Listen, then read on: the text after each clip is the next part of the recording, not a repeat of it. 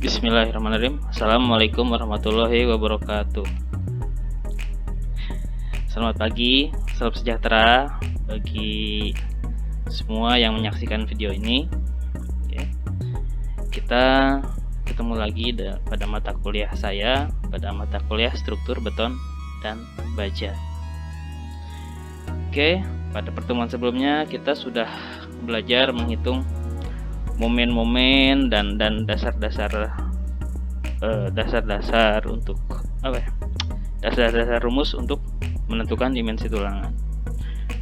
Nah, pada pertemuan ini kita akan mengaplikasikan materi yang sudah kita bahas di pertemuan selanjutnya. Nah, pada pertemuan kita kali ini sampai selanjutnya kita akan membahas sebuah case, ya, tidak terlalu rumit, ya, hanya portal beton satu lantai, ya, bisa aja 2 atau 3 lantai tapi tingkat kesulitannya lebih tinggi. Nah, karena dengan segala keterbatasan kita kali ini kita akan membahas portal beton satu lantai.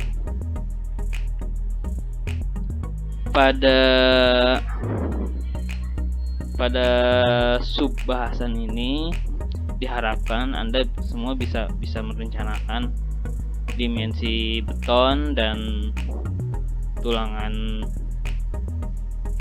dimensi beton beserta tulangannya, ya, pada sebuah bangunan, ya, pada sebuah bangunan. Nah, ini bisa kita lihat contohnya, ya. Contohnya ada dimensi ini cuma satu lantai. Di sini ada kolom-kolom 1, 2, 3. Di sini ada balok 1, 2, 3, 4, 5. Ini ada plat lantai. Nah, ini yang tebal, ini ada balok induk. Ini yang kecil, dia adalah balok anak.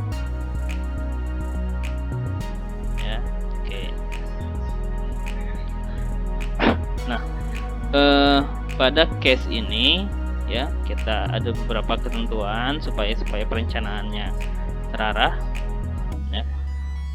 Jarak antar balok anak, ya, semuanya simetris, gak rumit-rumit, ya. Jarak antar balok anak adalah 3,6 meter, ya, 3,6 meter. Ini 3,6 meter, 3,6 dan 3,6. Sedangkan tinggi portalnya dari dasar kolom sampai plat lantai adalah 5,2 meter, ya. Nah, mutu beton kita menggunakan K275, ya. Ingat dalam satuan K, ya, 275, berarti dia dalam bentuk kubus 200, mutunya adalah 275 kg per cm persegi. Ingat, kita akan menggunakan SKSNI tahun 91, ya. Jadi bukan PBI 71, ya. Nah, karena SKSNI berarti betonnya harus kita konversi ke dalam FC. Nah, berapa FC kah kalau betonnya K275? Terhitung hasilnya 22,83. Dari mana angka ini? Silahkan Anda buka materi sebelumnya, ya. Jadi untuk mendapatkan angka ini adalah 275 dibagi 10 dikali 0,83. Nah, berarti dengan mutu 275 kg per cm square ini setara dengan FC 22,83 atau FC 23. Sedangkan mutu tulangan yang akan kita pakai adalah 300 MPa, ya. Ini udah megapascal, berarti tidak perlu kita konversi, ya. Mutu bannya berarti U30. Peruntukannya untuk perkantoran, ya, nih perkantoran ini nanti tentu beda, ada perkantoran, ada gedung perkuliahan, sekolahan, dan lain-lain. Nah, ini untuk menentukan beban yang bekerja pada struktur beton. Ini tegangan tanah. Nah, berarti si tanah itu memiliki kekuatan sebesar 1,6 kg per cm persegi. Oke, lanjut ya.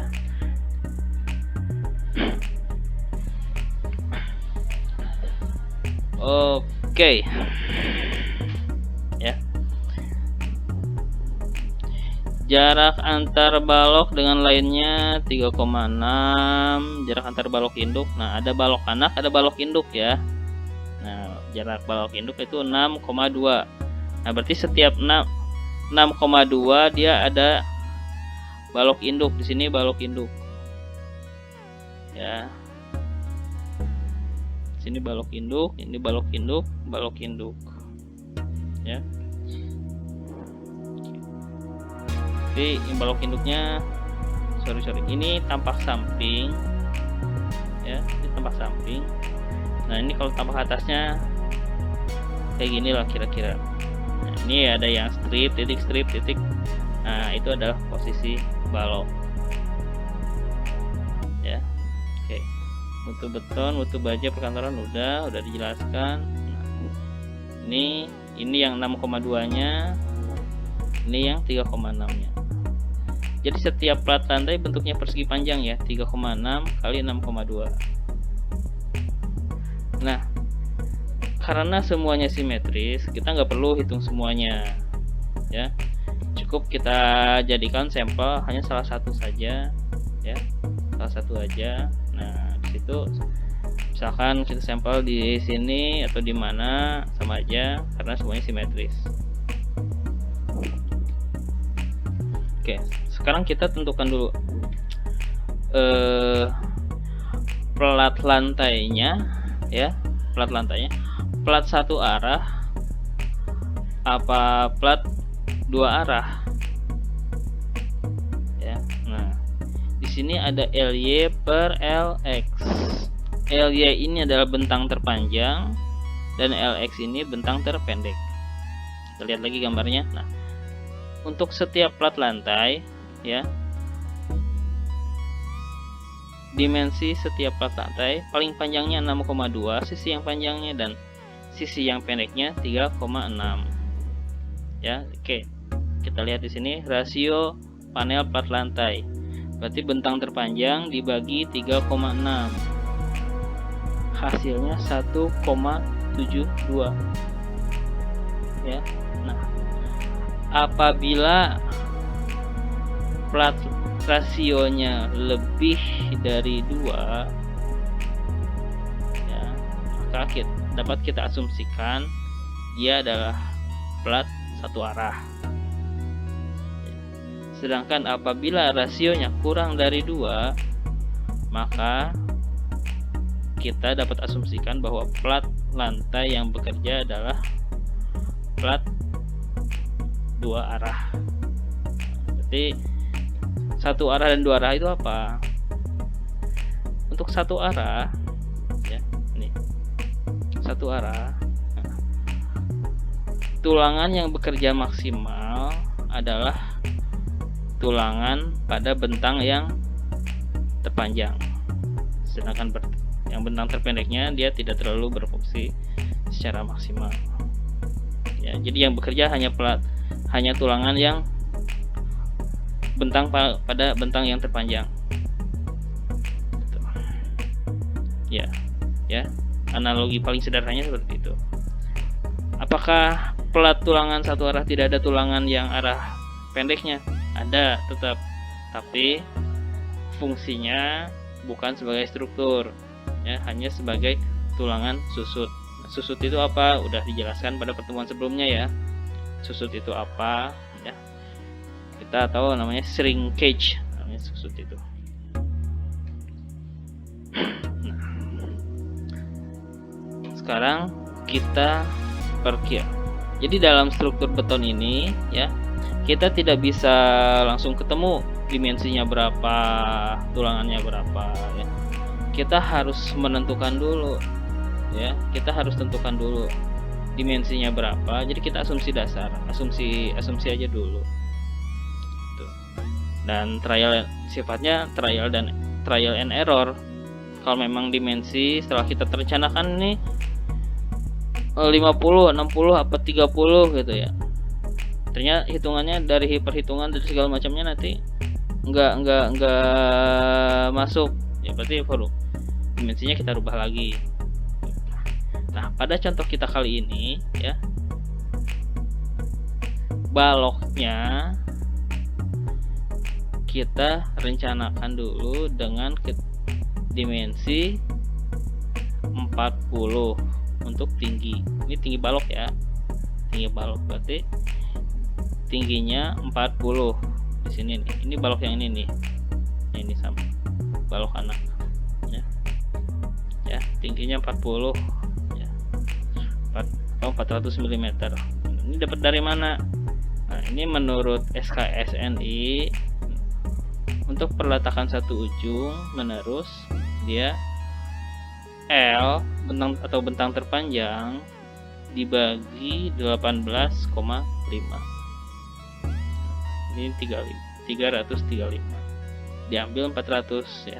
Ini kurang dari ini bisa nggak? Bisa, asal tidak kurang dari ini. Bisa kita gunakan 350, bisa nggak? Ya, bisa ya, selama itu lebih besar dari 335.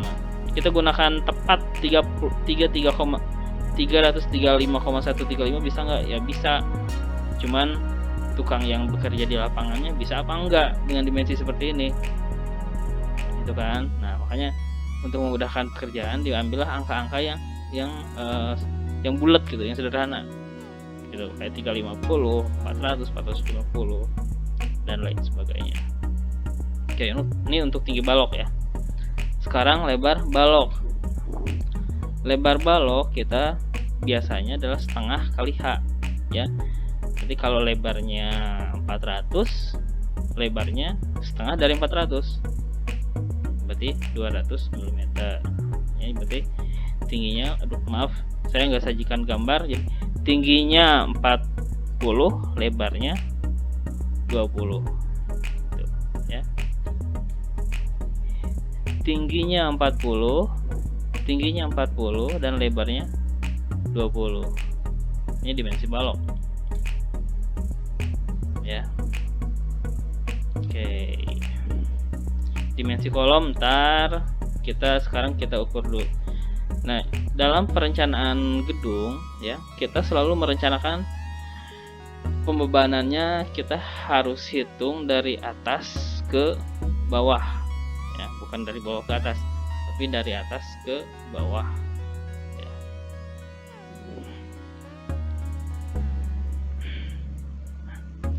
Nah, dimensi baloknya udah kita ketahui, lalu kita tebal plat.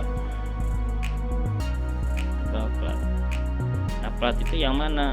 Ini plat ya, ini plat ya.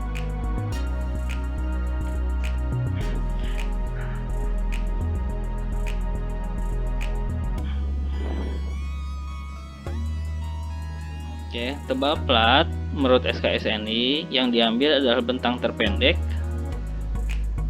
ya, dibagi 24 ya. Dan hasilnya ini nggak ada masalah dengan satuan ya, ada yang meter bisa, sentimeter bisa, asal Anda konsisten. Nah, ini si lebar minimumnya kan 3600 ya. Nah, ini 3600 ya, bagi 24 hasilnya 150. Next. Oke, ntar itu udah masuk perhitungan. Berarti untuk bangunan bagian atasnya baloknya 40 kali 20 dan platnya tebalnya 15 cm ya. Oke. Nah, kita mulai menghitung pembebanan. Waduh. Ya, Anda jangan lihat rumusnya ya. Rumusnya memang menyeramkan ini. menyeramkan, tapi cukup menyenangkan.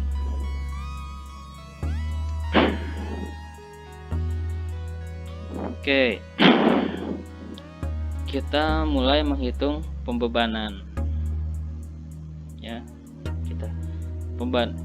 Tadi sudah saya ingatkan, untuk merencanakan gedung itu harus dari atas ke bawah.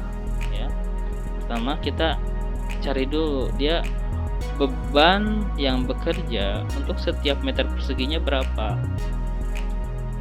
Ya, mulai dari berat sendiri plat. Ya, jadi kita akan menghitung dimensi plat dulu, baloknya ntar. Ya, kita akan menghitung dimensi plat. Tulangan plat.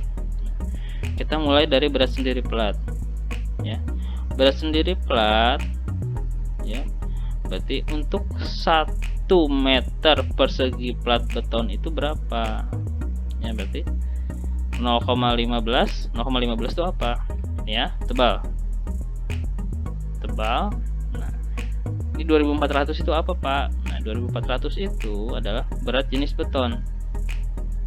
Berat jenis beton kali 1 kali 1. Kenapa kali 1 kali 1?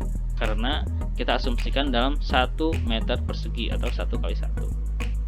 Ya, jadi 0,15 kali berat jenis beton, hasilnya 360 kg per meter persegi. Lalu berat ini adalah penutup lantai, berat tegel plus spesi. Jadi diasumsikan dia di atasnya ini dia dikasih lantai semacam keramik ya, tegel ya.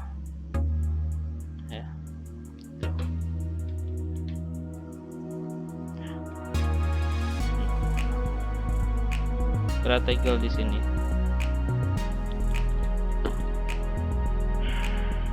Oke. Nah, berat tegel dapat 70 kg per meter persegi. Nah, ini berat ini bisa Anda lihat di PP, kalau nggak salah namanya buku PPBI ya, Peraturan Pembebanan Bangunan Indonesia tahun 90 ya, silahkan Anda lihat. Kalau nggak salah PPBI, silahkan browsing ya. Nah, lalu berat langit-langit plafon 30 kg per meter persegi. Nah, diasumsikan di plat lantai ini kita taruh plafon ya, plafon kan nempel ke plat lantai kan, dipaku atau dibor lah, sama aja. Nah, jadi beratnya menggantung. Nah, inilah yang kita namakan beban mati. Beban mati itu adalah beban yang sifatnya tetap, nggak berubah-ubah. Ya, nggak berubah-ubah. Nah, lalu ada beban hidup. Nah, beban hidup itu adalah beban orang, ya, beban orang ditambah beban yang bekerja pada bangunan. Nah, ini kan ini kan perkantoran nih. Nah, perkantoran, silahkan Anda buka PPBI. Perkantoran itu berapa? Tentu berbeda antara rumah sakit, perkantoran, sekolah dan lain-lain, tentu berbeda. Nah, ini masuknya ke beban hidup. Nah, kalau nggak salah, kalau nggak salah dia untuk beban perkantoran itu 200 kg per meter persegi ditambah 100. Nah, 100 itu adalah beban manusia atau beban berguna. Nah, makanya ditambahkan menjadi beban orang ditambah beban tadi ya, beban perkantoran. Nah, hasilnya 300 kg per meter persegi. Untuk menghitung beban yang bekerja, nah ini dikalikan ya, 1,2 dikali WD. WD itu wake dead ya. Ya, jadi angka ini dikalikan 1,2. Nah, ditambah 1,6 kali WL. Nah, ini WL, wake life, beban hidup. Ini bukan beban hidup dalam arti yang sebenarnya ya, tapi beban yang bekerja pada bangunan. Oke. WD-nya 460, WL-nya 300. Nah, ini faktor ini udah kita bahas ya di sebelumnya. Nah, kenapa ada faktor reduksi? Ya karena yang namanya bangunan itu selalu ada faktor-faktor tak terduga. Ya. Entah itu mutu material yang dipakai. Ya, entah itu dimensi material yang nanti terrealisasi apakah 100% tepat seperti rencana, kadang suka beda, makanya di sini dikalikan 1,2 dan 1,6 ya. Nah, jadi beban yang bekerja pada bangunan itu ya total keseluruhannya adalah 1032 kg per meter persegi ya.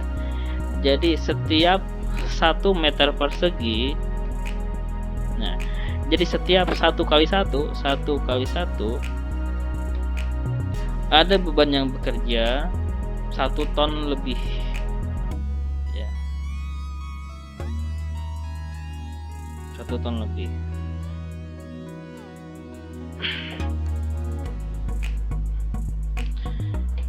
Oke, nah kita sekarang lanjutkan untuk mencari momen ya, momen maksimum ya.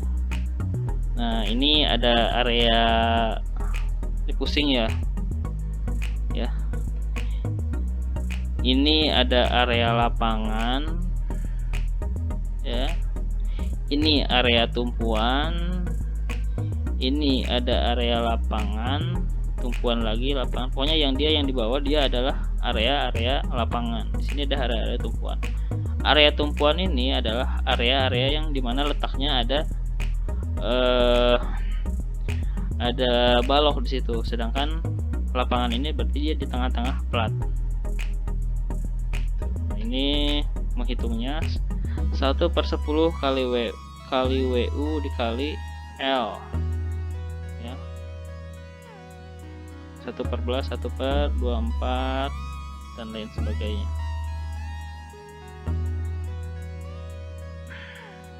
ya. Ini untuk supaya saya nggak akan ngebahas ini di sini, waktunya nggak akan cukup. Silahkan Anda buka lagi materi-materi pada mata kuliah mekanika teknik atau analisis struktur ya.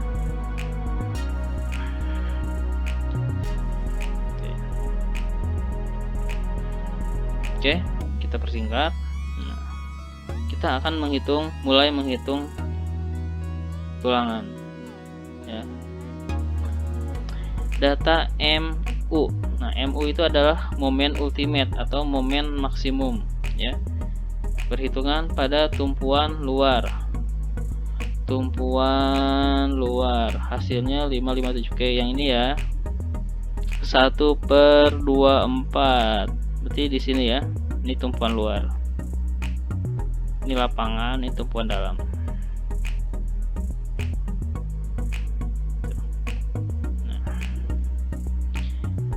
Momen ultimate berarti kita akan mendimensi tulangan pada area sini nih ya, area sini pada ujung ya, atau area sini ya, sekitar sini nih ya. Nah, momen ultimate yang bekerja adalah 557 kg per meter. Ini semua kita asumsikan dalam 2 dimensi dulu ya. Makanya ini satuannya meter. Ya. Nah, FC adalah mutu beton dan FY adalah mutu baja. Nah, H. Nah, gini ya. Memang di SND ini kita mendapatkan tebalnya 15 mm ya. Tapi ada ketentuan ya, sumbernya saya lupa di mana ya. Untuk plat lantai ya, dia minimal adalah 8 cm. Minimal 8 cm dan maksimal 15 cm. Nah, di sini kita akan dimensikan ya, tebalnya adalah 120 mm.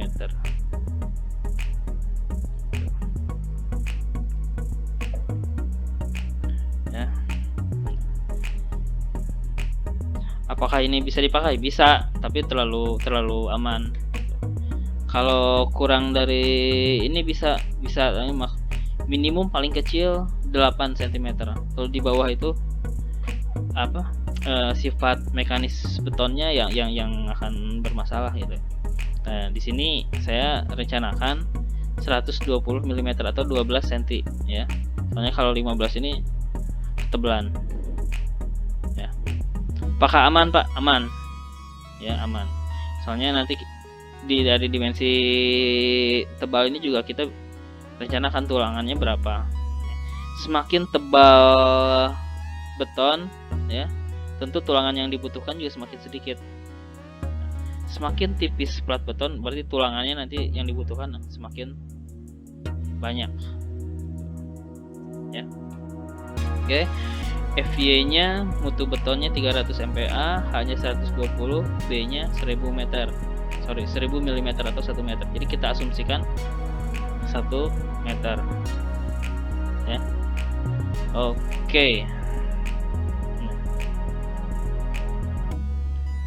Ya, ini FC tadi ya, mutu beton kita sudah berubah dari FC ya. Tadinya kan K. Kita rubah menjadi FC. Oke, sekarang kita mencari tebal efektif beton. Tebal efektif beton adalah total ketebalan dikurangi selimut atau TS ya, dikurangi setengah diameter. Oke, saya sudah sebutkan sebelumnya bahwa dalam perencanaan beton bertulang ini kita nggak bisa langsung ketemu tulangannya berapa, dimensinya berapa ya. Kita harus coba-coba dulu, kita harus trial and error. Nah, di sini saya rencanakan tulangannya diameter 10 mm ya, jadi tebal efektif beton sama dengan H atau 120 dikurang 120 dalam satuan milimeter ya, dikurang selimut beton dikurang setengah kali diameter.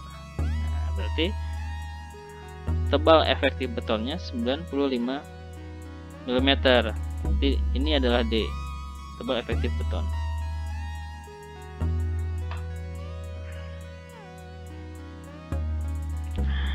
Sekarang kita akan menghitung rho minimum. Nah, rho ini adalah sebuah konstanta yang akan kita gunakan dalam menghitung kebutuhan luas tulangan ya. Rho minimum 1,4 dibagi FY. Nah, FY nya 300. Jadi rho minimumnya 0,004667 ya. Sedangkan beta satunya sebenarnya 0,85 untuk FC 30 MPa. Nah, kita FC nya 22,85 ya, berarti beta 1 yang akan kita pakai adalah 0,85 ya. Apabila FC nya lebih dari 30 ya, nanti beta satunya berubah ya. Sudah kita bahas di pertemuan sebelumnya. Sekarang rho balance ya, rho balance sama dengan beta 1 dikali 0,85 kali FC dibagi FY dikali 600 per 600 plus FY. Oke, hasilnya sekian. Rho maksimum ya sama dengan 75% dari rho balance. Nah, ini. Oke. Lalu kita menghitung AB sama dengan beta 1 dikali CB 600 kali D. Nah, D ini adalah tadi ya, tebal efektif beton. AB nya kita ketahui 53 sekian. Oke. Ini A max 75% kali A balance sekian. MN 6 Nah, ini banyak rumus ya, silahkan Anda ikuti. TMN momen yang ada CC kali D min A per 2 di 0,8 CC nya 0,85, FC nya 22,83, B itu tadi kita asumsi semuanya B nya 1000 mm ya, kali A max, alpha max 53,8 40,375 mm ya, kali D tebal efektif beton dikurang A max 40, sekian per 2 ya. Nah, ini maksudnya di sini MN ada itu MN yang bekerja ya, atau momen yang bekerja yang ada apabila kita menggunakan tulangan ini ya. Oke, nah ini kita lanjutkan. FY per 0,85 FC ya, 15,4 RN. Ini Anda ikuti aja ya. Ini kalau kita bahas satu-satu terus terang lama. Ini harusnya dibahas di mekanika bahan ya. Nah, ini 2M kali RN, M nya udah ketahuan sekian, RN nya udah ketahuan sekian, FY untuk beton ya, hasilnya 0, nah ini adalah rho perlu ya, rho yang dibutuhkan. Oke, apa kita syarat dari beton bertulang itu? Rho min harus lebih kecil dari rho max ya, rho min harus lebih kecil dari rho perlu ya, dan lebih kecil dari rho max. Rho minnya berapa? Nah, rho minnya 0,004677. Nah, jadi si rho perlu ini harus berada di tengah-tengah, harus berada di antara rho min dan rho max ya. Rho maxnya berapa? Nah, ini ya, rho max nih 0,02 ya. Nah, kita lihat rho perlunya ada berapa? Rho perlu kayak ini, rho perlu 0,002, lebih besar nggak dari rho min? 0,002. Oke, berarti ini lebih kecil ya dari rho min ya. Tadi 0,002 ya. Mana tadi tuh? Nah, 0,002 ya. Rho minnya 0,004 ya, 4 sama 2. Berarti rho minnya lebih besar dari rho max ya. Oke. Nah, apabila rho perlunya di bawah rho min, maka yang akan kita pakai adalah rho min ya.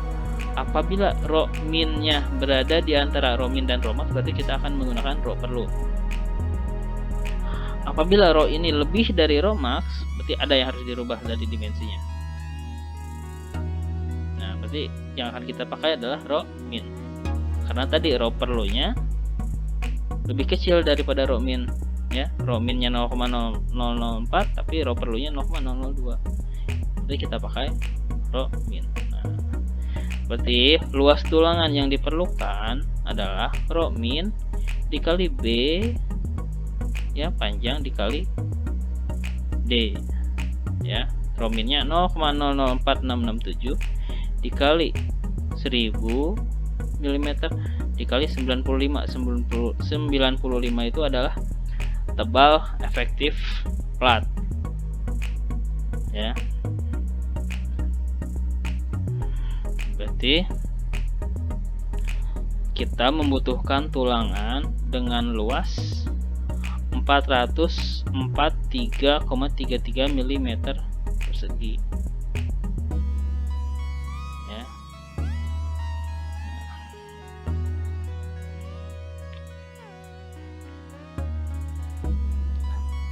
Lalu kita berapa jumlah apa, jarak tulangannya berapa. Nah ini jarak tulangannya berapa ya, berarti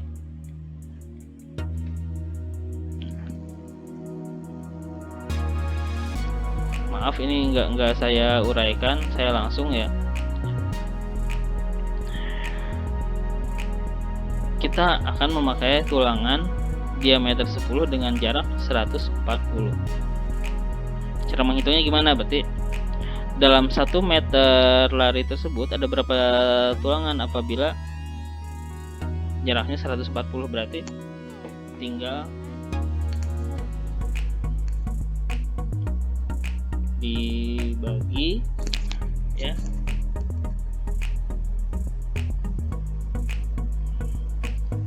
1 meter 1000 dibagi 140. Nah berarti ada 7 buah tulangan ya. 7 buah tulangan dikali luas tulangan. Luas tulangan berarti V R kuadrat ya dikali 7.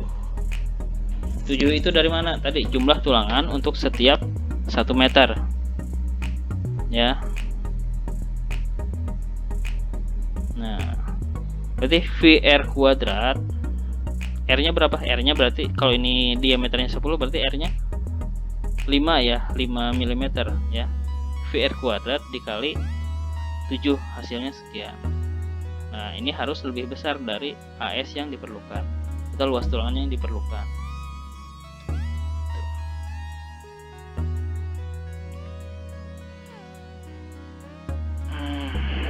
Oke, ini tumpuan dalam, selebihnya sama ya.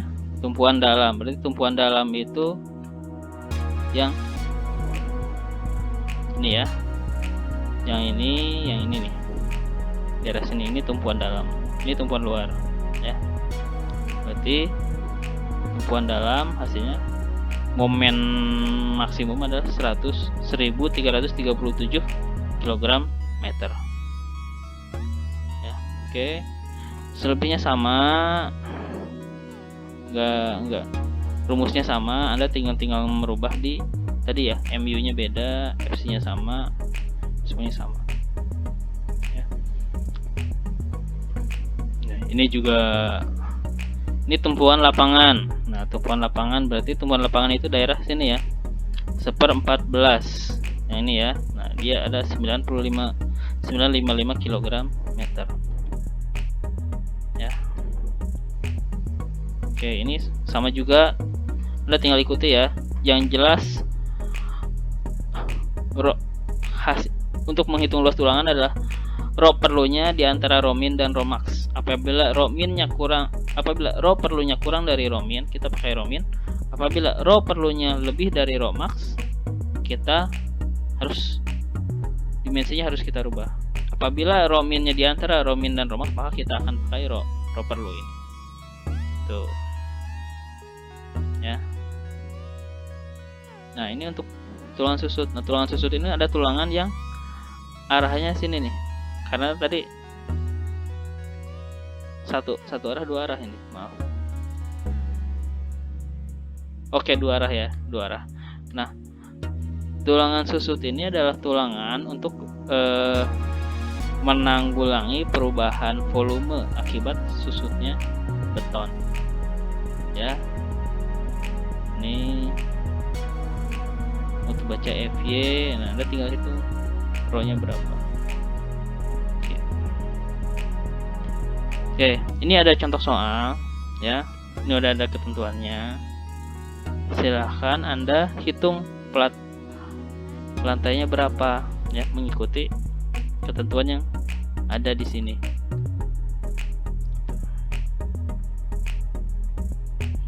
Ya, silahkan 4 lantainya dulu, yang lainnya ntar. Oke, saya rasa cukup ya. Untuk penjelasan lebih lanjut akan saya jelaskan secara streaming ya di hari Sabtu untuk kelas Sabtu dan hari Minggu untuk kelas yang hari Minggu. Cukup dari saya. Saya ucapkan terima kasih atas perhatiannya. Assalamualaikum warahmatullahi wabarakatuh.